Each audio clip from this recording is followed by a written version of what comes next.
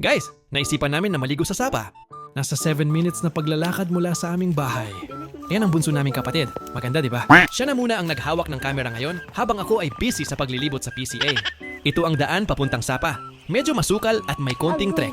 Dumaan pa nga kami sa sementeryo niyan. Malayong lakaran talaga to. May baboy pa nga na natutulog sa ilalim ng kawayan. Konting tiis na lang talaga. Naririnig ko na ang agos ng tubig.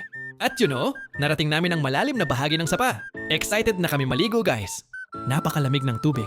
Nawala ang init ng aming nararamdaman. Masaya kaming naligo kasama din namin ang mga pinsan kong maliliit. Nag-enjoy din sila habang lumalangoy sa sapa. Naalala ko tuloy yung mga karanasan namin dito nung inutusan kami ng lolo ko para kumuha ng niyog para ibenta. Malaking bagay na yon para pambaon ko sa school. Dito din kami naglalaba at naligo kapag walang tubig sa gripo.